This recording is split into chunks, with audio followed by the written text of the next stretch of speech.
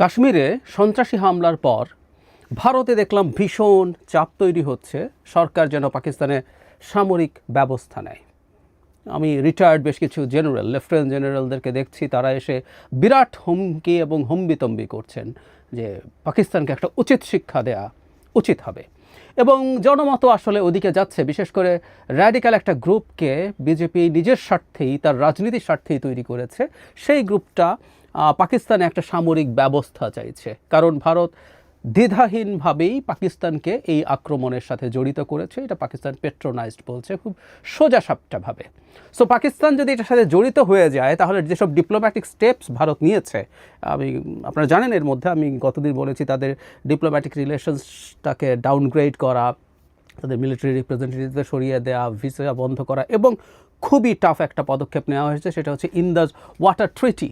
এটা তারা বাতিল করেছে ফর দ্য টাইম বিং, যেটা যুদ্ধকালীন সময় আগে হয়নি। এটা ওয়ার্ল্ড ব্যাংকের অধীনে অত্যন্ত সিগনিফিক্যান্ট একটা চুক্তি, যেটা সারা পৃথিবীতে আলোচিত হয় যে দুটো শত্রু দেশের মধ্যেও কীভাবে পানি বন্টন চুক্তি এফেক্টিভ হতে পারে, সেটার উদাহরণ হিসেবে সেটা অবশেষে বন্ধ হলো। সব কিছু মিলে পরিস্থিতি ভালো না এবং চাপ তৈরি হচ্ছে, কারণ বিজেপি সরকারের যে ইউএসপি, তারা ভোট যেভাবে পেতে চান সেটা হচ্ছে বিজেপি সরকার প্রচণ্ড শক্তিশালী, নরেন্দ্র মোদী একজন পাওয়ারফুল লিডার, প্রত্যেকটা ফ্যাসিস্ট যেটা করে একজন নেতাকে বিরাট শক্তিশালী হিসাবে সামনে আনে, তার থ্রেট আছে, চায়না আছে, পাকিস্তান আছে থ্রেটস, এবং দিস ইজ দ্য লিডার যিনি তাকে, তার জাতিকে রক্ষা করতে পারেন। সো এই ন্যারেটিভ তারাই তৈরি করেছেন।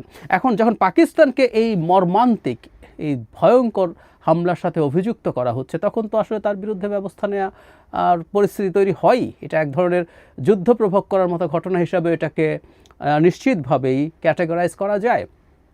পাকিস্তান এই ঘটনা ঘটিয়েছে নাকি অন্য কিছু, অনেক কিছুই হতে পারে। পাকিস্তানের মিলিটারির একটা অংশ এ ধরনের ঘটনা ঘটাতে পারে না, তাও হতে পারে না, এটা অসম্ভব না, কারণ দুই দেশ তাদের পরস্পর দুটো রাজ্যে অস্থিরতা তৈরি করার চেষ্টা করছে।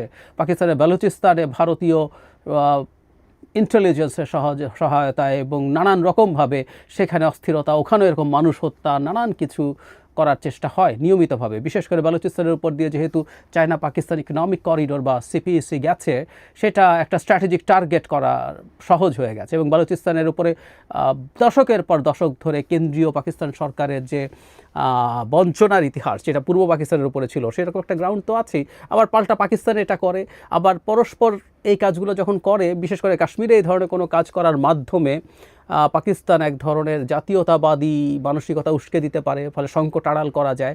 আবার ভারতও রেসপন্ড করে সেটা করতে পারে। সো হুয়েভার যেই করুক না কেন, ভারত যেহেতু এখন পাকিস্তানকে ব্লেম করছে, ভারতের এই ধরনের একটা অভিযান চালানোর পরিস্থিতি তৈরি হয়েছে। এখন প্রশ্ন হচ্ছে, ভারত কি সামরিক কোনো ব্যবস্থা নেবে? নিলে কেমন হতে পারে সেটা?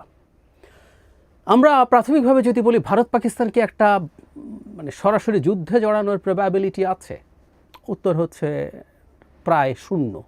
কারণ দুই দেশের হাতেই নিউক্লিয়ার ওয়েপন আছে। ওই যে বলে, দুটো নিউক্লিয়ার ওয়েপনওয়ালা দেশ যদি পরস্পরের বিরুদ্ধে যুদ্ধে জড়িয়ে যায়, তখন এটাকে ম্যাড বলে, mutually assured distraction.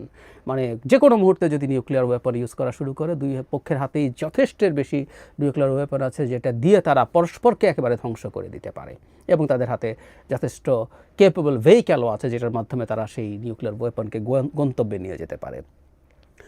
Full fledged ধরে নিলাম যে নিউক্লিয়ার ওয়েপন ইউজড হলো না, কনভেনশনাল ওয়েপন যদি ইউজড হয়, সেক্ষেত্রে যদি দীর্ঘকালীন একটা যুদ্ধ হয়, ভারত সেখানে ভালো করার সম্ভাবনা বেশি আছে। গ্লোবাল ফরওয়ার্ড যে ইন্ডেক্স আছে, তাতে ভারতের অবস্থান এই মুহূর্তে পৃথিবীতে 4, আর পাকিস্তানের হচ্ছে 12। খুব পেছনে না পাকিস্তান, কিন্তু খুব লম্বা সময় ধরে যখন যুদ্ধ হতে থাকে, ওয়ার অফ অ্যাট্রিশন বলে, বসে আছে পরস্পর বিরুদ্ধে ফাইট করতে যাচ্ছে, তখন বেশি জনসংখ্যার দেশের সুবিধা অনেক বেশি হয়, কারণ তার মানুষের সাপ্লাই খুব সহজে পায়, তার ওয়ার ইন্ডাস্ট্রি অনেক বেশি ডেভেলপড থাকে, তার সাপ্লাই বেশি থাকে, সব কিছু মিলে সেরকম হতে পারে।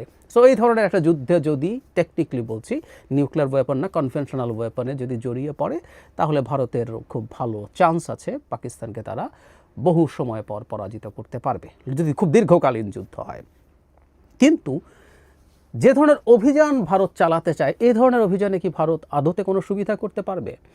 একটা উদাহরণ আছে, 2019 সালে আমাদের পুলওয়ামাতে যে হামলা হয়েছিল সোলজারদের ওপরে, সেই হামলার পর বালাকোটে, পাকিস্তানের বালাকোটে ভারত এয়ার স্ট্রাইক করেছিল।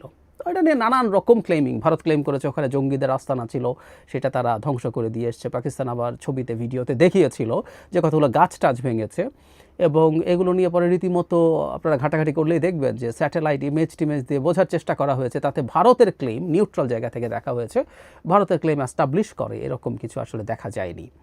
সত্যি কথা বলতে ভারত আদতে সেখানে যে অনেক কিছু করতে গিয়েছিল সেটাও না, তার একটা প্রমাণ আছে। আমাদের নিশ্চয় মনে আছে একজন পাইলট, অভিনব বর্তমান এরকম নাম সম্ভবত ওনার, আমার যতদূর মনে পড়ে, তিনি তার ফাইটার ডাউন হয়েছিল, তিনি ইজেকশন সিট দিয়ে নেমে আসতে পেরেছিলেন এবং পাকিস্তানের হাতে গ্রেফতার হয়েছিলেন, এবং পাকিস্তান সরকার তার শুভেচ্ছা নিদর্শন স্বরূপ সেই পাইলটকে ভারতের কাছে হস্তান্তর করেছিলেন। সে ফাইটারটা ছিল MiG-21। মানে MiG-21কে ভারতেই একটা শব্দ বলা হয় ফ্লাইং কফিন, মানে ওইটাকে কোনো অ্যান্টি এয়ারক্রাফট গান বা মিসাইল দিয়ে নামাতেন, ওটা এমনিই নেমে যায়। সো রীতিমতো এই ফ্লাইং কফিনে চড়ে প্রাইম মিনিস্টাররা এটা সেফ আছে বোঝানোর জন্য নানান কসরত টসরত করার ইতিহাসও আছে। প্রশ্ন হচ্ছে ভারতের হাতে এটাই কি প্রধান ফাইটার? না, ভারতের হাতে এর চেয়ে অ্যাডভান্সড অনেক ফাইটার ছিল। রাফাল তখনও তার হাতে এসে সম্ভবত পৌঁছায়নি বা অল্প কিছু এসছে, তো ইট ওয়াজ নট অপারেশন রেডি। কিন্তু এর বাইরেও তুলনামূলক অনেক সফিস্টিকেটেড ফাইটার, MiG-21 এর চাইতে অনেক সফিস্টিকেটেড। তার চাইতে জরুরি কথা হচ্ছে তার হাতে তখন SU-30, অনেকগুলো SU-30 ছিল, যেটা মাচ মোর অ্যাডভান্সড, কিন্তু গেছে MiG-21 কেন? তার মানে আমরা এটা বুঝতে পারি যে ভারত এটা আদতে কোনো রকম কোনো সার্জিক্যাল স্ট্রাইক ফাইক না, তারা তাদের মুখ রক্ষা করার জন্য গিয়েছিল, মুখ রক্ষা করার জন্য গিয়েছিল। কারণ তারা জানে তারা SU-30 নিয়ে গেলেও তাদের আসলে যে খুব ভালো সম্ভাবনা ছিল নট নেসেসারিলি। কারণটা হচ্ছে পাকিস্তানও তার ইকুইভ্যালেন্ট, পাকিস্তানের ব্যাকবোন অফ এয়ার ফোর্স যেটা, সেটা হচ্ছে F-16 লেটেস্ট একেবারে শেষ যে আপগ্রেডেশন সেগুলো পাকিস্তান পায়নি, ওটা আমেরিকা স্থগিত করে রেখেছে। আমরা নিশ্চয়ই এটা জানি যে F-16 শুনলেই এটাকে একেবারে অসাধারণ মনে করে ফেলা জরুরি না, কারণ F-16 অনেক পুরনো বিমান, কিন্তু এটার আপগ্রেডেশন হয়েছে, পাকিস্তানও আপগ্রেডেড ভার্সনস পেয়েছে, কিন্তু ফাইনালি ওটা যতটুকু হয়েছে সেটা যে একেবারে টপ নচ তা কিন্তু না। বাট স্টিল F-16কে ফেস করতে হবে SU-30কে, তখন যদি চিন্তা করি ইজি ছিল না, কোনোভাবেই ইজি ছিল না। সেয়ানে যুদ্ধ হতো, এবং তার চাইতে জরুরি কথা এয়ার ডিফেন্স সিস্টেম পাকিস্তানেরও অনেক ভালো, ভারতেরও ভালো। সো এই দুই দেশ যদি সীমিত পর্যায়ে ফাইট করতে যায় তাহলে আসলে রেজাল্ট ভারতের পক্ষে আসবে, নট নেসেসারিলি। ভারত এই ধরনের একটা সোকল্ড সার্জিক্যাল স্ট্রাইক যদি বাংলাদেশে তাদের অ্যাডভান্স ফাইটার দিয়ে করে, আমরা ভালো মতোই ধরা খাবো। কারণ আমাদের আগে একদিন বলেছি যে MiG-21 এর চাইনিজ লাইসেন্স ভার্সন যেটা J-7 দিয়ে আমরা আমাদের এয়ারফোর্সের ব্যাকবোন, MiG-29 হাতে গোনা কয়েকটা আছে, অস্ত্রশস্ত্র কিছুই নাই। সো আমাদের সাথে তারা পারবে, কিন্তু পাকিস্তানের সাথে পারবে না। এবং ওই ওই সোকল্ড অ্যাটাকে একটা সারপ্রাইজিং এক্সপেরিয়েন্স ভারতের আছে। ভারত তার নিজের একটা হেলিকপ্টার, মানে ম্যাসিভ যুদ্ধ না, কয়টাই বা এয়ারক্রাফট উঠছে, তাদের একটা হেলিকপ্টার তাদের এয়ার ডিফেন্স সিস্টেম গুলি করে নামিয়ে ফেলে, এবং তাতে 6 জন মারাও যায়। তাহলে যেটা বলতে চাচ্ছি, যদি একটা খুব ছোট ধরনের বর্ডার ফাইট, এবং এটা তো নিশ্চয়ই স্থল সৈন্য দিয়ে হবে না, এটা এই ধরনের ফাইটার দিয়ে হবে, 2-1টা রকেট ইউজড হতে পারে, সবগুলো ইকুয়ালি পাকিস্তানের আছে, এবং শর্ট টার্মের মধ্যে ভারত গেইন করার কিছু নেই। সুতরাং ভারত আসলে এই ধরনের একটা অভিযান সিরিয়াসলি করবে এটা মনে করার কোনো কারণ আসলে নেই। কিন্তু ওই যে বললাম, ভারতের মুখ রক্ষার প্রয়োজন আছে। আগেও যে হামলাটা হয়েছিল, আমি ব্যক্তিগতভাবে মনে করি ভারত কোনো মিলিটারি টার্গেট, পাকিস্তানে কোনো মিলিটারি টার্গেটকে ইচ্ছে করেই টার্গেট করেনি। এটা কেন করেনি এটা বোঝার জন্য কয়েক মাস আগে আমরা যদি ফিরে যাই, আমরা দেখব ইসরায়েলের সাথে ইরানের যে সমস্যা চলছিল, বিশেষ করে সিরিয়াতে ইরানি কনসুলেটে যখন হামলা করে ইসরায়েল, এবং সেখানকার তাদের IGRC যে রিপাবলিকান গার্ড কর্পস যে আছে, তাদের যে কয়েকজন জেনারেলকে হত্যা করে, সেটা রিটালিয়েশন ইরানকে করতে হতো ইসরায়েলে হামলা করে। কিন্তু ইরান যেটা করেছিল, এরা ড্রোন পাঠিয়েছিল, তাদের হাতে ব্যালিস্টিক মিসাইল ছিল, যেটা অনেক অল্প সময়ে পৌঁছতে পারত ইসরায়েলে, কিন্তু সেটা না করে তারা ড্রোন লঞ্চ করেছে, এবং এগুলো টার্গেটও বেশিরভাগই এমন জায়গায় ছিল যেটা আসলে কোনো ইম্পর্টেন্ট মিলিটারি টার্গেট হতে পারে না। আসলে ইরান তাকে তার এই কাজটা করতে হতো। একই সাথে ইরান চেয়েছে ইসরায়েলের খুব মেজর ক্ষয়ক্ষতি যাতে না হয়, কারণ ইসরায়েলের খুব মেজর ক্ষয়ক্ষতি হলে ইসরায়েলকেও মারাত্মকভাবে ইরানের উপর রিটালিয়েট করতে হতো। সো দুটো কাজ হয় আন্তর্জাতিক রাজনীতিতে, আমরা সাম্প্রতিক সময়ে দেখেছি যে মুখ রক্ষা করার ব্যাপারটা পালাচ্ছে। সো ভারত এই ধরনের একটা মুখ রক্ষার অ্যাটাক করার চেষ্টা করতে পারে। পাকিস্তানও পাল্টা হালকা কিছু করবে, যেমন বালাকোটের পর পাকিস্তান ভারত নিয়ন্ত্রিত কাশ্মীরেও এসে বম্বিং করে গেছে এবং কোনো খুব পটেনশিয়াল কোনো সিরিয়াস টার্গেটে না। সো এই ঘটনা ঘটতে পারে। এই ঘটনা যদি ঘটে তাহলে ভারতের বর্তমান সরকারের যে বিরাট শক্তিশালী ফ্যাসিস্ট যে ধরনের ন্যারেটিভ সেগুলো তারা আবার অ্যাস্টাবলিশ করতে পারে। কিন্তু জরুরি কথা যেটা সেটা হচ্ছে পাকিস্তানের বিরুদ্ধে এটা করার মাধ্যমে পাকিস্তানের বিরুদ্ধে এই জাতীয়তাবাদ উস্কে দেওয়ার রাজনীতি তো আছেই, আর যেটা গতকালই ভিডিওতে বলেছি তার যে হিন্দুত্ববাদী রাজনীতি সেটা খুব সিরিয়াসলি আবার তারা উস্কে দিতে পারে। পাকিস্তানের লোক যদি আমরা ধরে নিই তর্কের খাতিরে এসে করেছে, বা যেটা ন্যারেটিভ এখানে আছে বেছে বেছে হিন্দু হত্যা করা হচ্ছে এবং যে গ্রুপটা এটার দায়িত্ব স্বীকার করেছে তারা একটা মুসলিম গ্রুপ, তো এটা তাদের অভ্যন্তরীণ রাজনীতিতে বিরাট সাহায্য করবে।